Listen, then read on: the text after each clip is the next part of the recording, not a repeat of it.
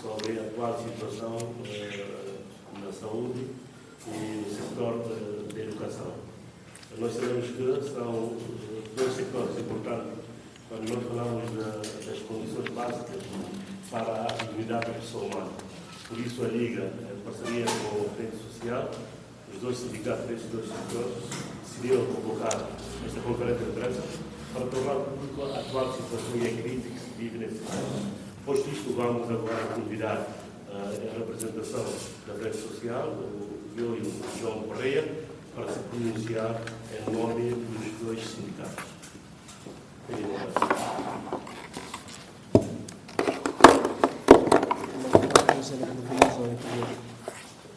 Português sobre a bastante.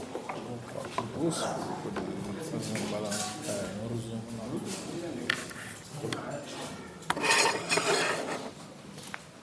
Ok. Bom dia. Nós, mais uma vez, agradecemos a presença de todos aqui, em particular agentes da imprensa, pela vossa presença aqui para dar a cobertura a esta conferência de imprensa conjunto entre a Frente Social e a Liga Guinense de Direitos Humanos.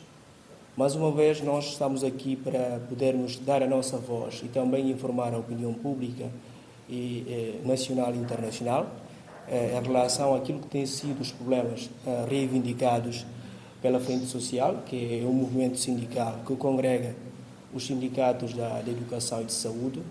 E nós, como sabem, este ano já fizemos uma vaga de greve que começou desde dia 6, ou seja, 3, e terminou no dia 5 deste mês. E, infelizmente, depois daquela vaga de greve, não houve qualquer comunicação ou negociação no sentido de a gente evitar ou suspender a paralisação. Com isso, a Frente Social, mais uma vez, dia 11 deste mês, entregou um novo preaviso de greve para, mais uma vez, exigir do Governo o cumprimento das suas obrigações e poder responder aquilo que tem sido diferentes pontos apresentados pela Frente Social. Nós temos reclamado aquilo que é a situação da dívida nos dois setores, neste caso, educação e saúde. Por exemplo, nós temos uma situação da dívida dos novos ingressos de educação que já têm 13 meses de trabalho sem qualquer remuneração, sem salário, e que neste momento estamos simplesmente numa promessa de fundo global ou de fundo mundial, e essas pessoas estão a trabalhar já 13 meses sem salário. Uma outra situação é a situação dos novos ingressos de educação, que trabalharam um ano letivo completo sem receber, e temos uma única informação neste momento que foram pagos somente 2 meses, estão a ser confirmados de novo para poderem trabalhar neste ano letivo e sem qualquer garantia daquilo que pode ser a liquidez da dívida passada. Só para terem noção, nós, numa das audiências no Ministério da Saúde, temos a informação que mostra claramente que, independentemente da situação dos novos ingressos, ainda o Sistema Nacional de Saúde precisa, ou seja, o setor público guineense, precisa de 1.176 técnicos para poder fazer face àquilo que é demanda.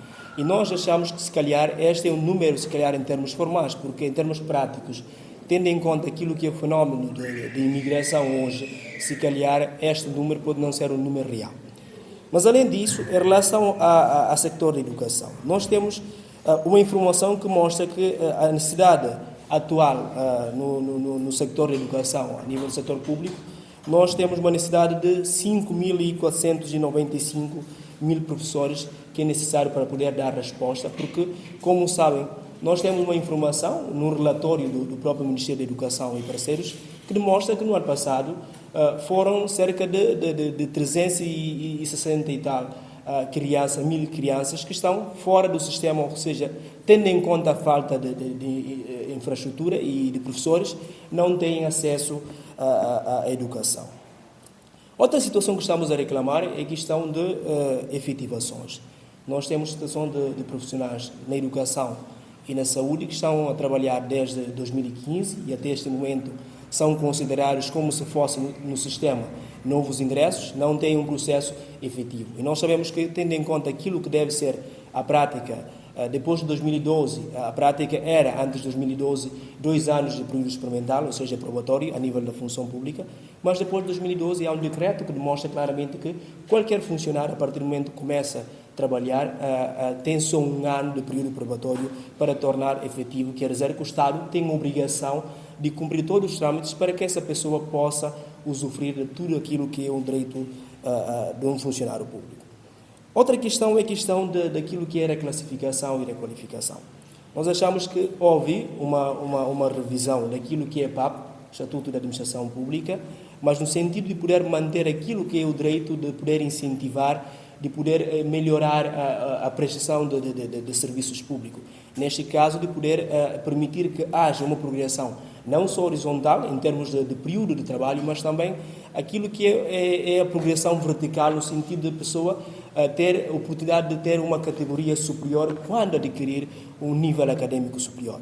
E nós assistimos 2 anos atrás ou 3 anos atrás, no governo que era liderado pelo Nuno Gomes Abian, houve um despacho simplesmente no Conselho de Ministros que demonstra claramente que foi suspenso todo aquele direito e que, no fundo, os trabalhadores, a partir daquele momento, não vão passar a usufruir daquele direito de progressão na carreira. Nós achamos que um despacho simples não pode pôr em causa uma lei, ou seja, um decreto-lei. Isso demonstra claramente, mais uma vez, que estamos a viver numa situação complicada em que quase os direitos e interesses dos trabalhadores não estão a ser respeitados. Uma outra situação é aquilo que tem a ver com a questão de encargos de saúde, que foi cortado, mas com exceção de governantes. Outra questão que temos discutido, ou seja, reclamado, é uma situação que tem a ver com bloqueios de salário. Isso acontece com professores e profissionais de saúde que estão neste momento no estudo, outras pessoas, ou seja, outros profissionais estão na situação de doença no tratamento. E nós achamos que o Estado tem a obrigação de dar assistência médica e medicamentosa para qualquer trabalhador. E isso não tem sido verificado. E achamos que quando o trabalhador procura, de qualquer forma, de uma forma privada, ou seja, de uma forma individual, engajar e cuidar de si, o Estado devia ter a sensibilidade de poder manter o salário desta pessoa. E outra questão em relação às pessoas que estão no estudo, achamos que, desde a independência, a Guiné-Bissau, aquilo que tem sido a cooperação é no sentido de melhorar o nível de ensino das pessoas, da educação, para assim melhorar a prestação de serviço público aos nossos concidadãos. Mas, infelizmente, nos últimos tempos, parece que os Estados governantes não estão interessados nisso, se calhar é por isso que têm tomado esta medida de cortar, independentemente daquilo que é a situação legal ou não, dos trabalhadores que estão no processo de estudo. Porque nós repetimos e afirmamos aqui, não estamos de acordo com pessoas que estão no estrangeiro sem trabalhar, sem estudar, sem fazer o tratamento, ou seja, sem um tratamento legal, sem um estudo legal, estar a receber cá e receber no estrangeiro. Mas sim, achamos que o Estado tem que fazer um processo seletivo, caso a caso, e verificar as pessoas que estão nas condições legais para que tenham os seus salários mantidos e aqueles que não têm condições legais para que sejam bloqueados os salários. Outra questão que nós temos reclamado é uma questão daquilo que é fama hoje de autogestão. Escolas de autogestão, e achamos que, em primeiro lugar, o Estado tem negado aquilo que é a sua obrigação e, mais uma vez, tenta carregar aquilo que pode ser o custo econômico nos ombros dos pais encarregados da educação. Por outro lado, essas escolas ditas de autogestão são escolas que muitas das vezes têm violado aquilo que não só leis da liberdade sindical da Guiné-Bissau, mas também convenções internacionais que a Guiné-Bissau faz parte, por exemplo, da questão da liberdade sindical, porque essas escolas, a partir do momento da autogestão, passam, ou seja, os trabalhadores que estão inseridos nessas escolas, passam a não ter direito de usufruírem daquilo que é o direito de liberdade sindical. E outra questão é a questão de nomeações. A nossa lei é clara, porque para ser um diretor de serviço, chefe de repartição, é preciso concurso público. Independentemente daquilo que é concurso público, é preciso um nível académico mínimo de licenciatura para ser responsável de um serviço ou de uma repartição. E achamos que isso não tem sido verificado por diferentes governos E é um dos motivos daquilo que é não administração pública, ou seja, má prestação de serviço a nível da administração pública. Vamos só dar exemplos. Por exemplo, nestes momentos temos uma denúncia, um caso de Pichi, em que o diretor do centro, o responsável máximo do centro, foi exonerado, tendo em conta questões políticas, e a população local rejeitou, porque é uma pessoa que se calhar toda a sua vida fez naquele centro e tem tido uma prestação boa a nível da comunidade.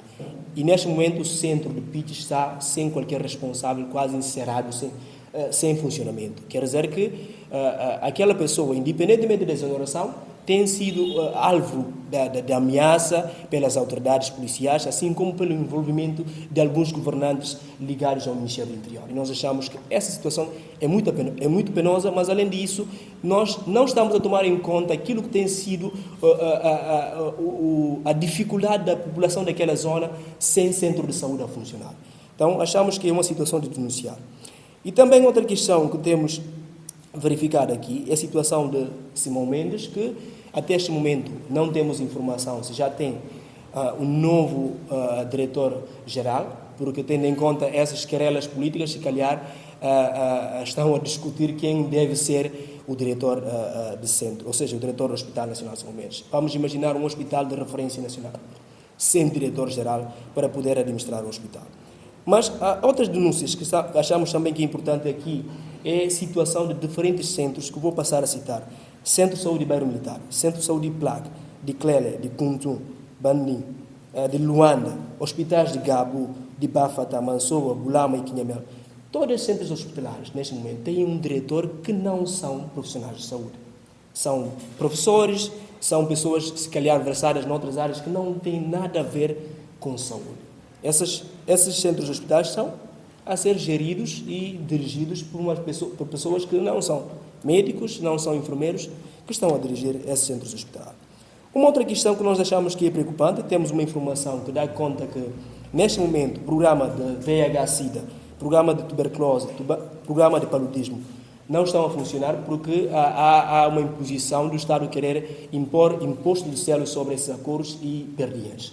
E há, de certo modo, os parceiros têm um acordo com o governo no sentido de isenção desses selos. E, neste momento, com essa imposição, automaticamente os parceiros, ou seja, o governo bloqueou aquilo que é o fundo e esses programas estão parados. Programas essenciais como o VIH, de paludismo e de tuberculose. Outra questão de denunciar aqui é uma situação que está a acontecer neste momento na região de Quinara, em que o delegado regional está a fazer transferências dos professores, tendo em conta aquilo que é conveniência política. E achamos que isso é ilegal na medida em que a competência para fazer transferência é única e exclusivamente do Ministério, ou seja, do Ministro da Educação e não do delegado regional. Outra questão é a questão de cobrança ilícita de entrega de guias. Os professores que estão a entregar guias na região, ou seja, na zona de Quinara. Eles costumam dizer de sub-região de Ingoré, em que, quando o professor chegar para entregar guia, vão cobrar 500 francos, que achamos que em nenhuma lei e em nenhuma legislação do país há, de certo modo, uma substância, ou seja, um imperativo neste sentido. Com isso, também vamos aproveitar este microfone para poder denunciar, mais uma vez, um ato cobarde de pessoas que têm criado perfis falsos nas redes sociais para poder amedrontar, para poder criar intimidação aos líderes sindicais e outras pessoas que estão na luta por aquilo que é o nosso desejo de ver este país ser um país desenvolvido com respeito a direitos humanos e direitos laborais. Neste caso, estamos a referir uma situação do nosso colega Décio Florentino, que tem sido alvo de ameaça numa das páginas, que já não lembro o nome, em que tem sido incentivado os cidadãos a poderem terem uma ação de retaliação em relação à pessoa do Décio. Nós achamos que não vamos ceder qualquer chantagem e qualquer ameaça, porque nós estamos aqui com consciência clara de lutar para aquilo que é direito dos trabalhadores, mas também para aquilo que é direito social, da educação e de saúde. Para terminar, vamos dizer mais uma vez que, até agora, depois da entrega do pré-aviso desde dia 11, não recebemos qualquer comunicação no sentido de fizermos uma negociação ou procurar entendimento entre nós e o governo. E tudo indica que estamos hoje, sexta-feira, tudo indica que vai se concretizar a greve a partir de segunda-feira, neste caso, dia 24, 25 e 26. Mais uma vez, nós agradecemos a vossa presença para dizer que a Frente Social está engajado em conjunto com a Liga, porque também nós sabemos que a Liga, enquanto uma organização de defesa de direitos humanos, tem interesse naquilo que são direitos sociais, neste caso, direito da educação e saúde, porque nós achamos que é possível lutar conjunto, é possível fazer uma luta para o bem do país de forma conjunta. E obrigado mais uma vez pela vossa presença. Muito obrigado, Dr. João Moio Correia, que fez uma comunicação para a apresentação da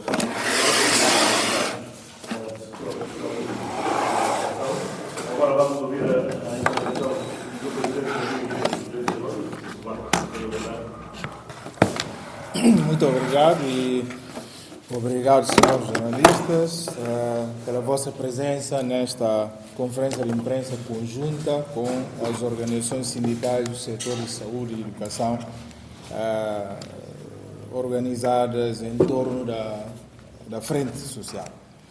Bom, eu quero, em nome da Liga Guinense de Direitos Humanos, dizer que nós, enquanto organização que tem como missão primordial a promoção e proteção de direitos humanos, exprimir aqui a nossa inequívoca solidariedade às organizações sindicais, à Frente Social, pela sua luta, não só para a melhoria de condições laborais e respeito pelos direitos laborais dos seus associados, mas também pela melhoria da qualidade de serviços dos setores chaves, estratégicos e críticos, nomeadamente a educação e saúde. Portanto, nós estamos solidários com essa vossa luta e nós apoiamos firmemente essa luta para que, de facto, o Estado possa assumir na íntegra as suas responsabilidades. Nós lamentamos, de facto, a falta de diálogo que tem havido e que nós estamos, mais uma vez, quase a entrar uma nova paralisação nos setores da educação e saúde com consequências gravíssimas. Por isso, nós queremos apelar aqui às organizações sindicais para que, conforme está previsto na lei, que haja observância dos serviços mínimos, sobretudo no setor da saúde, para podermos evitar danos maiores. Posto isso, eu quero, nós, enquanto organização que promove e protege os direitos humanos, preocupados, profundamente preocupados com a degradação da situação nos setores da educação e saúde, nós decidimos endereçar uma carta aberta à Sua Excelência, Senhor Presidente da República, General Umaru Sissoko Embalo. Por que é que nós dirigimos essa carta ao Presidente da República? Por quê? Porque todos nós sabemos que nós vivemos num contexto de anormalidade, um contexto de um governo de iniciativa presidencial cuja legitimidade decorre do Presidente da República. Por isso, ele tem uma responsabilidade acrescida neste domínio, por isso nós decidimos enviar uma carta aberta que deu a entrada ainda hoje no gabinete de Sua Excelência, Senhor Presidente da República, que eu vou passar a ler na íntegra. A Sua Excelência, Senhor Presidente da República, General Umaru Sissoko Embalo, Bissau, 21 de fevereiro de 2025. Assunto: carta aberta. Os meus melhores e respeitosos cumprimentos. No âmbito da sua missão de promoção e proteção dos direitos humanos na Guiné-Bissau, a Liga Guinense de Direitos Humanos tem acompanhado com crescente preocupação a dramática degradação de funcionamento dos sistemas de saúde e da educação do país, agravadas pelas sucessivas greves que têm sido decretadas pelas organizações sindicais nos últimos tempos, em reação ao incumprimento ou cumprimento deficitário das obrigações do Estado para com os trabalhadores. A nossa Constituição da República consagra os direitos à saúde e à educação como direitos fundamentais, cujas efetivações se constituem pressupostos ou elementos essenciais para a concretização dos demais direitos e liberdades fundamentais. Não obstante esta consagração constitucional, os sucessivos governos não têm sido capazes de criar condições para o funcionamento eficaz dos sistemas de saúde e da educação, pondo em risco a vida e a dignidade dos cidadãos, sobretudo dos mais carenciados. No que concerne ao Sistema Nacional de Saúde, cumpre assinalar que em 2020 e 2022 o governo da Guiné-Bissau produziu 2 despachos conjuntos assinados pelos então ministros da Saúde Pública e da Economia e Finanças, os quais visavam melhorar a assistência aos utentes do maior estabelecimento hospitalar do país, o Hospital Nacional Simão Mendes. Em consequência dos referidos despachos, o governo, através do Ministério das Finanças, comprometeu-se a desbloquear mensalmente 88 milhões e 263,75 francos CFAs destinados à aquisição de medicamentos, consumíveis, reagentes, pagamento de horas extraordinárias aos técnicos, entre outros. Depois de suspensão temporária das transferências dos montantes acima mencionados, a Liga Guinense de Direitos Humanos teve acesso às informações que dão conta que o Ministério das Finanças retomou a subvenção e tem cumprido regularmente as suas obrigações com o Hospital Nacional Simão Mendes no concernente à transferência dos fundos acordados. Infelizmente, e por motivos que a Liga desconhece, a situação do Hospital Nacional Simão Mendes e do Sistema Nacional de Saúde em geral tem se degradado sobremaneira e à beira de ruptura total, se não vejamos. Ponto 1. A farmácia de urgência do Hospital Nacional Simão Mendes tem sido confrontada com falta sistemática de medicamentos, incluindo bombas para os pacientes com problemas respiratórios, tais como asma. 2. O serviço de imagiologia, ecografia do mesmo estabelecimento hospitalar está inoperacional devido à falta de máquinas de ecografia desde meados de julho de 2024. Ponto 3. O laboratório do Hospital Nacional Simão Mendes tem funcionado de forma deficiente devido à falta de reagentes, testes de despistagens e películas de raio-x, impossibilitando o diagnóstico dos utentes. Ponto 4. O banco de sangue não tem conseguido fazer transfusões e testes devido à falta de kits. Ponto 5. Os serviços de pediatria e maternidade têm apenas uma casa de banho em funcionamento para ambos os sexos, pondo em risco a saúde dos utentes. Ponto 6. O fornecimento de alimentação aos pacientes internados no hospital tem sido manifestamente insuficiente e de pobre qualidade nutricional. Ponto 7. Os medicamentos de distribuição gratuita têm faltado aos utentes, sobretudo aos mais carenciados, pondo em risco a saúde e a vida de muitos utentes. Ponto 8. Paralisação do funcionamento regular dos hospitais e centros de saúde devido às sucessivas greves com implicações graves na vida dos cidadãos. Ponto 9. Não pagamento de 13 meses de salários aos 519 técnicos, médicos e enfermeiros com repercussões graves no devido funcionamento do sistema de saúde. Ponto 10. Cobranças ilícitas e conflitos de interesses. Ponto 11. Politização exacerbada dos diferentes cargos intermédios nos hospitais, centros de saúde e nas direções regionais.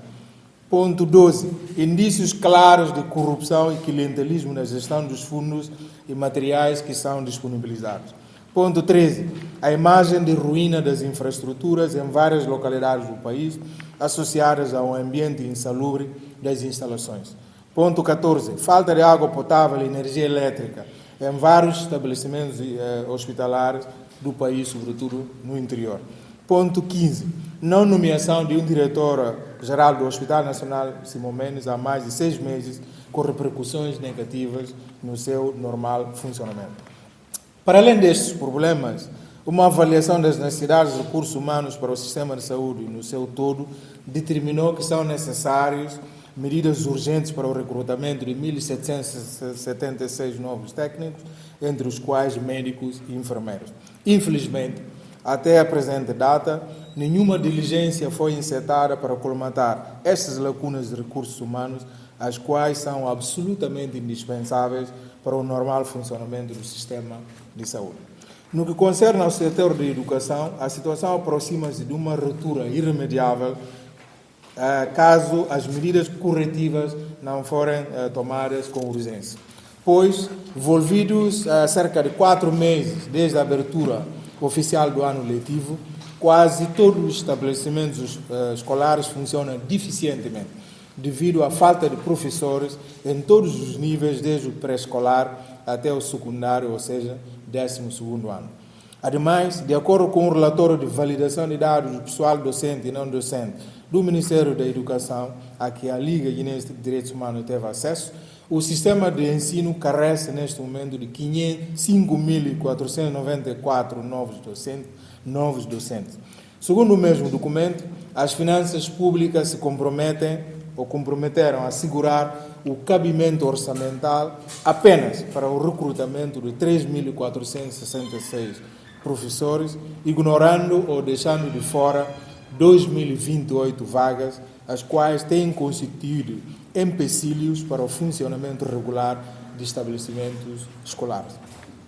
Não obstante esta garantia parcial de cabimento orçamental para a contratação de novos docentes, até a presente data, dezenas de milhares de crianças continuam em férias forçadas em casa devido à falta de professores nas escolas. A título de exemplo, só nas regiões de Quinara, Tombali, Oio e Bafatá, 27.460 alunos inscritos nos diferentes níveis da educação não têm acesso à educação devido à falta de professores. Para além destes problemas bastante sérios, o sistema de educação enfrenta inúmeros constrangimentos, nomeadamente: ponto 1. Sucessivas paralisações das aulas devido às greves cíclicas provocadas pelo incumprimento das obrigações do Estado. Ponto 2. Politização excessiva dos cargos diretivos dos estabelecimentos escolares. Ponto 3. Fuga massiva dos professores e quadros do setor da educação para o estrangeiro à procura de melhores condições de vida. Ponto 4. Fortes indícios de má gestão e de corrupção. Ponto 5. Currículo escolar obsoleto e não harmonizado. Ponto 6. Falta de confiança dos cidadãos no sistema de ensino nacional devido à instabilidade social e falta de rigor e qualidade. Ponto 7. Degradação acentuada das infraestruturas em consequência da sua falta de manutenção e da não construção das novas escolas. Ponto 8. Manifesta falta de vontade política para o estabelecimento de diálogo franco, sério, honesto e transparente com as organizações sindicais do setor. Excelência, Senhora Presidente da República, a Liga Guinense de Direitos Humanos sabe e tem perfeita noção de que a resolução dos problemas estruturais críticos que afligem estes setores sociais vitais do país implicam a mobilização de meios financeiros necessários, os quais nem sempre estão disponíveis. Contudo, de algum tempo para cá tem aparecido no domínio público casos de desvios de centenas de milhões de francos CFAs para fins pessoais de grupos, sem que haja uma mínima ação judicial para averiguar a veracidade dos fatos e eventual responsabilização criminal dos seus autores. Aliás, parece ser consensual, na nossa perspectiva, que a corrupção foi institucionalizada no país, não obstante o seu efeito nocivo na sociedade e na quebra da necessária confiança entre os cidadãos e os seus governantes. Neste contexto, os emaranhados problemas acima elencados demonstram clara e inequivocamente que os sistemas de saúde e da educação se encontram à beira do colapso total, caso as medidas estruturais adequadas e urgentes não forem devidamente tomadas. Face a este quadro sombrio, com tendência de agravamento nos próximos tempos, venho, em nome da Liga Guinense de Direitos Humanos, exortar a Sua Excelência, Senhor Presidente da República, no sentido de utilizar a sua magistratura de influência com vista à adoção de seguintes medidas urgentes. Ponto 1. o estabelecimento imediato de um processo de diálogo franco, aberto, inclusivo, transparente, com as organizações representativas sindicais, com vista a impedir novas greves nos setores da educação e saúde. Ponto 2. O pagamento urgente dos salários em atraso com os técnicos de saúde e da educação. Ponto 3. O recrutamento imediato dos professores e técnicos de saúde, por forma a assegurar o normal funcionamento dos estabelecimentos escolares e sanitários, consequentemente evitar tragédias nesses setores sociais críticos. Ponto 4. A aprovação de um estatuto remuneratório adequado às exigências do exercício das funções de técnico de saúde. Ponto 5. A abertura de um inquérito transparente e conclusivo sobre a gestão de centenas de milhões de francos CFAs transferidos e geridos em nome do Hospital Nacional Simão Mendes. Ponto 6.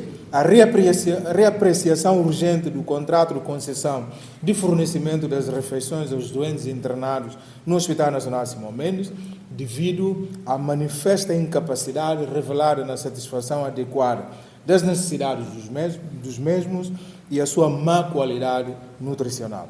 Ponto 7. A adoção de mecanismos rigorosos de controlo, gestão transparente dos fundos e prestação de contas nos diferentes estabelecimentos hospitalares e de ensino. Ponto 8. A despartidarização dos cargos de gestão e de direção dos estabelecimentos de ensino e hospitalares. Ponto 9. A reforma da Inspeção Geral da Saúde e da Educação, tornando-as mais eficientes, transparentes, autónomas e funcionais. Ponto 10. A nomeação urgente do novo diretor-geral para o Hospital Nacional Simão Mendes. Ponto 11.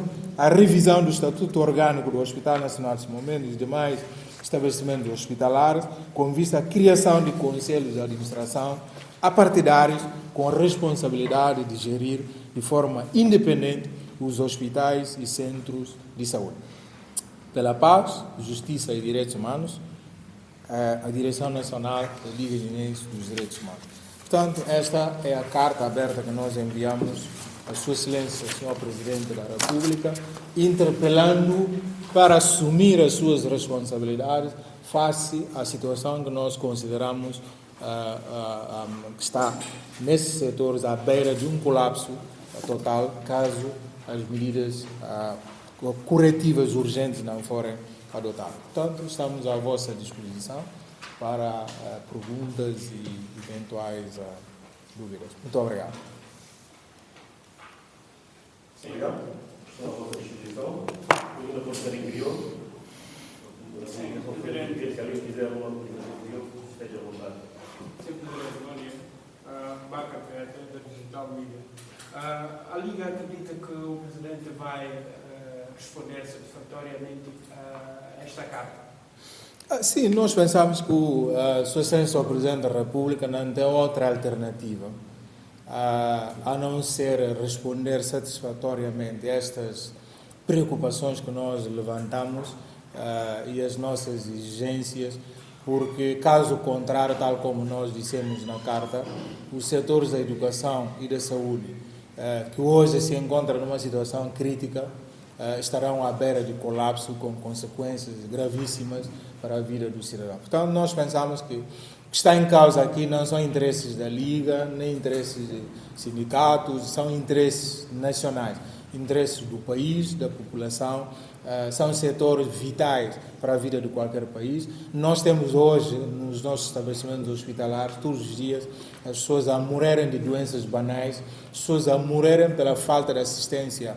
médica, medicamentosa, as pessoas a morrerem por a falta de diagnóstico dos seus reais problemas de saúde, as pessoas a morrerem pela falta de assistência especializada. Portanto, nós pensamos que o Governo, enquanto entidade responsável, incluindo o Presidente da República, de resolver, criar, satisfazer o bem-estar social do cidadão, tem a responsabilidade de resolver esses problemas para estancar esses problemas. Portanto, nós sabemos, tal como nós dissemos na carta, que o país tem problemas financeiros, que alguns desses problemas são estruturais, mas nós não podemos aceitar que essas situações se degradam e entram em colapso pelo simples facto de não haver meios financeiros. Por quê? Porque todos os dias nós assistimos a sinais clarividentes de esbanjamento do erário público, de desvios de avultadas somas para fins pessoais, que nós pensamos que, se as instituições funcionarem, esses meios podiam ser afetados, né, ao funcionamento dos setores vitais como a saúde e a educação e, consequentemente, permitir a melhorias consideráveis no funcionamento desses setores e evitar piores. Sim, já que chegaram também no Rede Educativa, até agora não foram chamados. O que acham que estão por trás do governo de não estar a responder dessa matéria